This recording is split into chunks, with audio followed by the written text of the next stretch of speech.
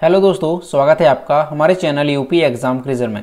दोस्तों, आज की वीडियो में हम 6 नवंबर से संबंधित उत्तर प्रदेश के सभी एग्जाम्स के लिए मोस्ट इंपॉर्टेंट करंट अफेयर के क्वेश्चंस को डिस्कस करेंगे और हर एक क्वेश्चन से रिलेटेड आपको फैक्ट भी बताएंगे। और वीडियो के अंत में हम आपसे ये क्वेश्चन भी पूछेंगे जिसका जवाब आपको कमेंट बॉक्स में देना है। और अगर आपको इसकी PDF डाउनलोड करनी है तो इसकी PDF आप हमारे टेलीग्राम ग्रुप से डाउनलोड कर सकते हैं।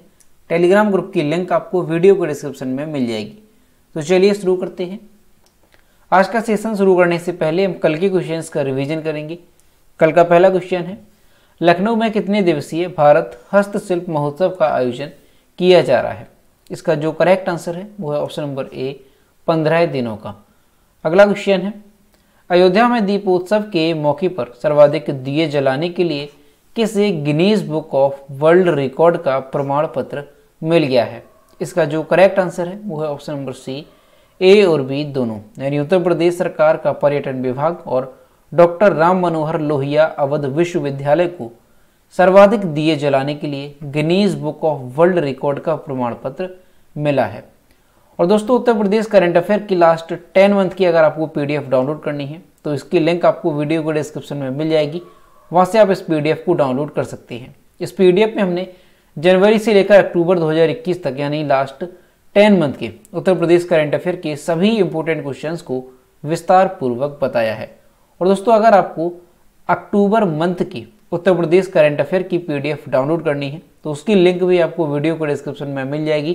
तो वहाँ से आप अक्टूबर मंथ और Uttar Pradesh current affairs last 10 month की PDF डाउनलोड कर सकते हैं। और PDF डाउनलोड करने में अगर कोई भी प्रॉब्लम होती है तो साइट पर आपको व्हाट्सएप नंबर और ईमेल मिल जाएगा जिस पर आप कांटेक्ट कर सकते हैं।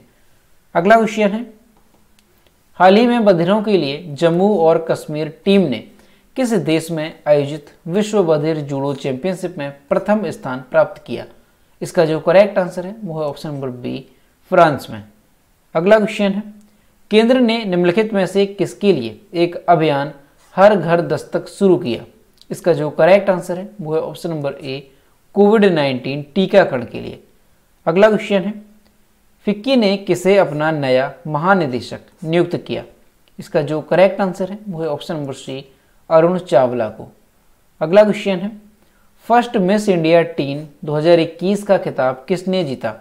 तो ये जीता है साइना सिकरी ने, यानी ऑप्शन नंबर बी यहाँ पर करेक्ट होगा। अगला क्वेश्चन है, किस झील को अपना पहला ओपन एयर फ्लोटिंग थिएटर मिला? इसका जो करेक्ट आंसर है वो है ऑप्शन नंबर ए, डल झील को। अगला क्वेश्चन है, वर्ष 2021 G20 शिखर सम्मेलन कहाँ आयोजित किया गया? इसका जो करेक्ट आंसर है वो है ऑप्शन नंबर ए, रोम में। अगला क्वेश्चन है, राष्ट्रीय आयुर्वेदिक दिवस 2021 की विषय वस्तु क्या है? इसका जो करेक्ट आंसर है वो है ऑप्शन नंबर बी, पोषण के लिए आयुर्वेद। तो दोस्तों, ये थे कल के क्वेश्चंस जिसका हमने रिवीजन किया। अब हम शुरू करते हैं आज का सेशन। आज का पहला क्वेश्चन है, हाल ही में जारी राज्य ऊर्जा दक्षता सूचकांक में उत्तर प्रदेश की रैंकिंग क्या रही? इसका जो करेक्ट आंसर है वो ऑप्शन नंबर डी, 9th।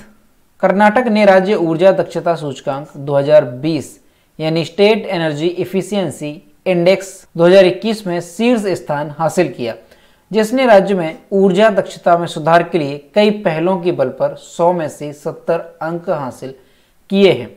दूसरे स्थान पर अगर देखा जाए तो राजस्थान इसमें दूसरे स्थान पर और हरियाणा इसमें तीसरे स्थान पर है। पिछले साल यानी SEEI 2019 रैंकिंग में राजस्थान टॉप पर था।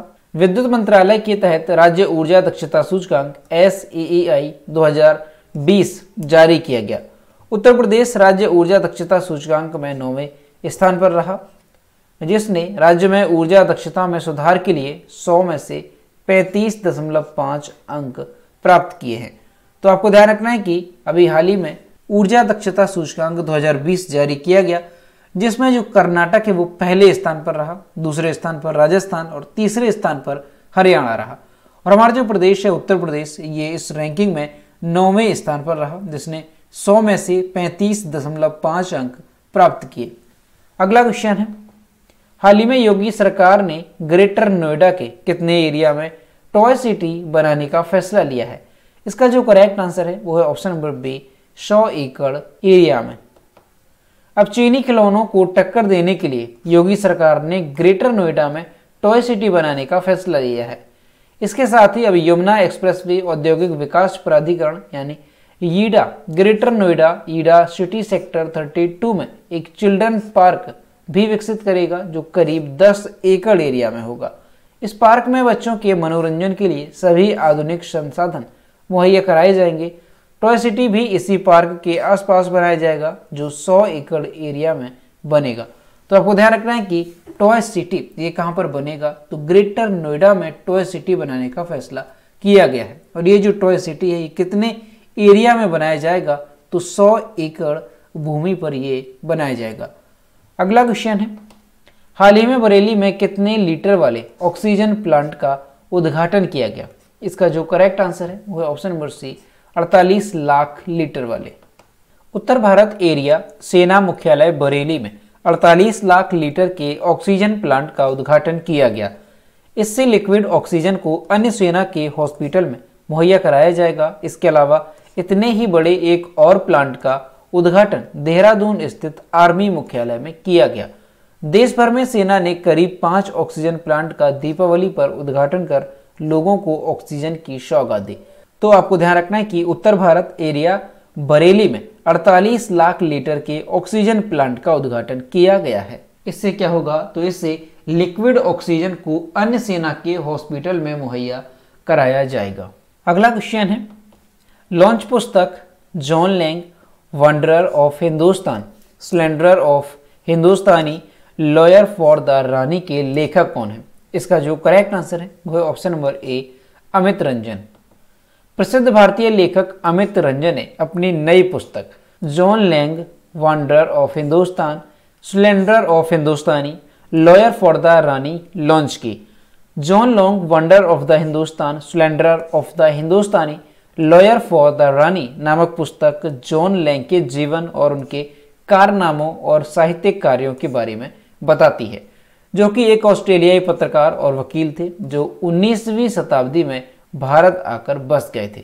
तो आपको ध्यान रखना है कि जो पुस्तक है John Lang wanderer of Hindustan slanderer of Hindustani lawyer for the Rani, ये जो पुस्तक है इसके लेखक कौन है? तो ध्यान रखना है अमित रंजन इस पुस्तक के लेखक हैं। और ये जो पुस्तक है ये जॉन लैंग के जीवन पर आधारित है, तो इसे भी आपको ध्यान रखना है। अगला क्वेश्चन है, किस राज्य ने उत्तम बीज पोर्टल लॉन्च किया? इसका जो करेक्ट आंसर है वो है ऑप्शन नंबर बी, हरियाणा ने। हरियाणा के वर्तमान मुख्यमंत्री मनोहर लाल खट्टर ने किसानों के लिए उत्तम बीज हेतु पोर्टल लॉन्च किया है। राज्य सरकार ने किसानों को हर साल अच्छे बीज, खाद और कीटनाशक की समस्या से छुटकारा देने के लिए इस पोर्टल को लॉन्च किया है। तो आपको ध्यान रखना है कि अभी हाल ही में हरियाणा में उत्तम बीज हेतु एक पोर्टल लॉन्च किया गया है और इसके जरिए जो है किसानों को अच्छे बीज, खाद और कीटनाशक उपलब्ध कराए जाएंगे। अगला क्वेश्चन है, प्रधानमंत्री नरेंद्र मोदी ने 5 नवंबर को केदारनाथ धाम में किस प्रसिद्ध गुरु की प्रतिमा का अनावरण किया? इसका जो करेक्ट आंसर है वो है ऑप्शन नंबर ए, आदि शंकराचार्य का। प्रधानमंत्री नरेंद्र मोदी ने 5 नवंबर 2021 को केदारनाथ धाम में प्रसिद्ध गुरु आदि शंकराचार्य की प्रतिमा का अनावरण किया है। लगभग 35 टन वजनी शंकराचार्य की प्रतिमा पर काम साल 2019 में शुरू हुआ था। उत्तराखंड में साल 2013 में आई बाढ़ और त्रासदी में 8वीं शताब्दी के आदि गुरु की प्रतिमा नष्ट हो गई थी, जिसे पुनर्निर्मित किया गया है। आदि गुरु शंकराचार्य की मूर्ति समाधि स्थल पर 12 फीट ऊंची और 35 टन वजनी है, जो कर्नाटक के मैसूर में बनाई गई है। तो आपको ध्यान रखना है कि अभी हाल ही में प्रधानमंत्री श्री नरेंद्र मोदी ने 5 नवंबर 2021 को केदारनाथ धाम में प्रसिद्ध गुरु आदि शंकराचार्य की प्रतिमा का अनावरण किया। और ये जो प्रतिमा है ये 12 फीट ऊंची है, 35 टन ये वजनी है और ये कहाँ पर बनाई गई है? तो आपको ध्यान रखना है कर्नाटक के मैसूर में इसे बनाया गया है।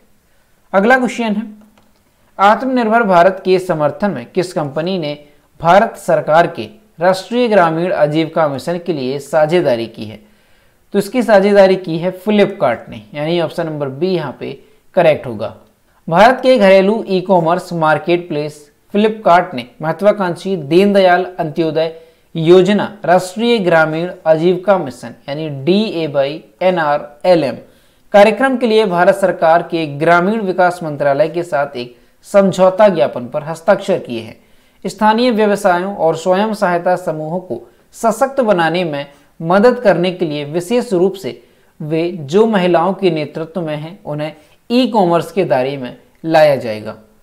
ग्रामीण विकास मंत्रालय ने बताया कि यह साझेदारी DABY-NRLM यानी दीनदयाल अंत्योदय योजना राष्ट्रीय ग्रामीण आजीविका मिशन, इसके तहत जो है स्वरोजगार और उद्यमिता के लिए ग्रामीण समुदायों की क्षमताओं को मजबूत करने के लक्ष्य के साथ जुड़ी हुई है।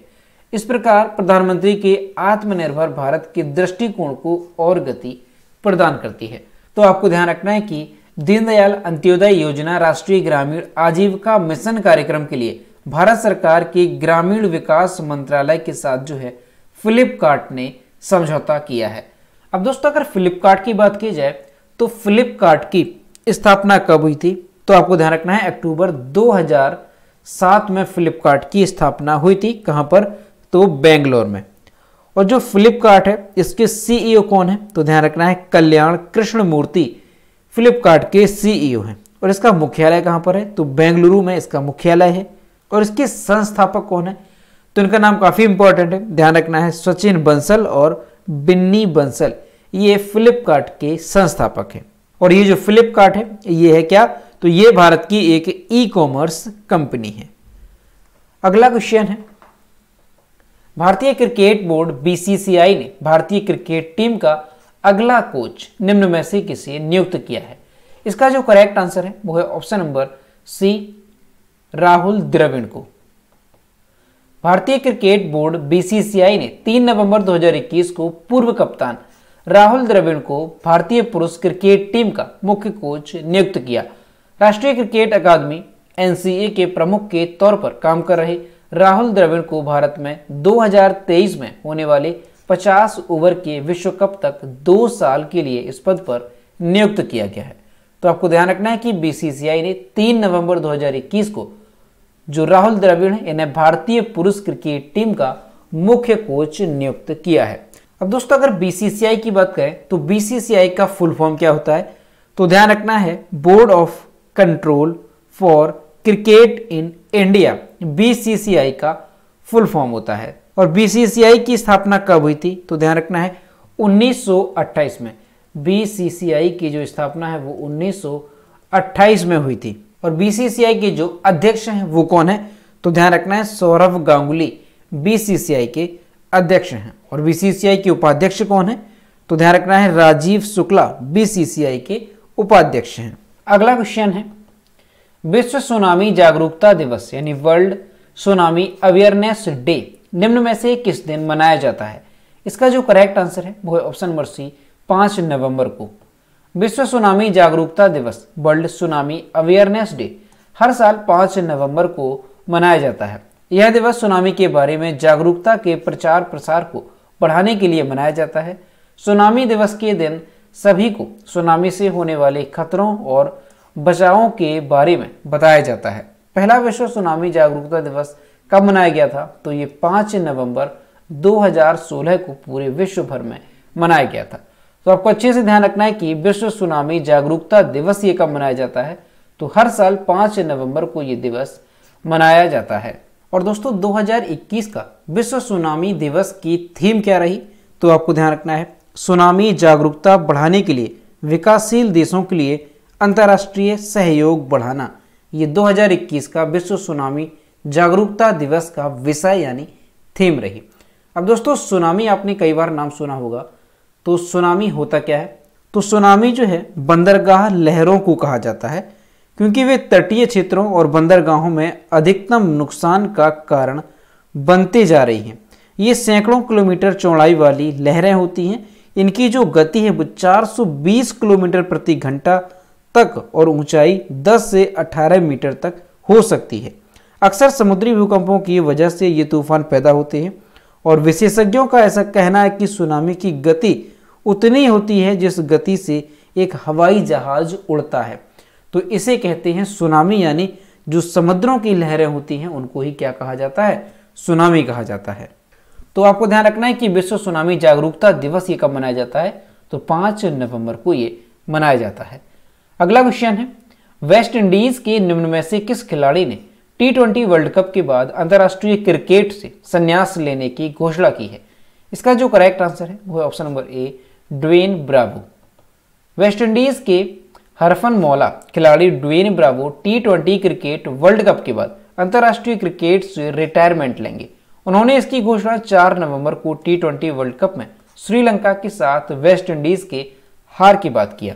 वेस्ट इंडीज को श्रीलंका से 20 रनों से हार का सामना करना पड़ा।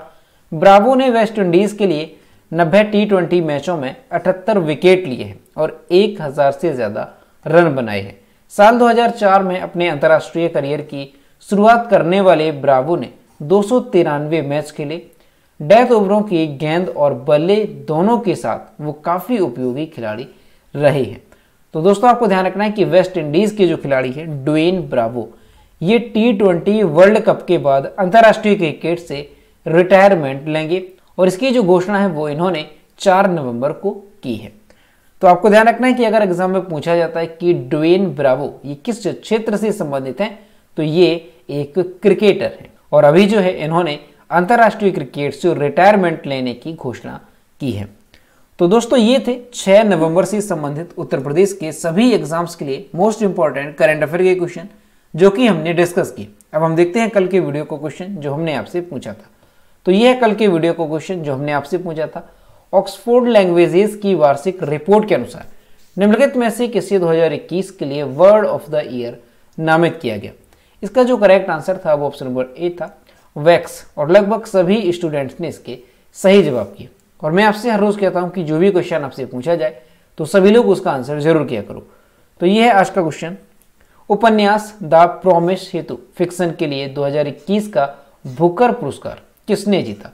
ऑप्शन नंबर ए है पैट्रिसिया लॉकवुड, बी है डैमन गलगुट, सी है मैरियन हंसल और डी है इनमें से कोई नहीं। तो इसका जो भी करेक्ट आंसर है वो आपको कमेंट बॉक्स में बताना है। तो दोस्तों अगर आपको आज का वीडियो पसंद आया हो तो वीडियो को लाइक करें, शेयर करें और अगर चैनल पर नए हैं तो चैनल को सब्सक्राइब करना ना भूलें। साथ ही बेल आइकन को भी प्रेस करें ताकि टाइम टू टाइम नोटिफिकेशन आप तक पहुंचता रहे। तो मिलते हैं नेक्स्ट वीडियो में। Thank you.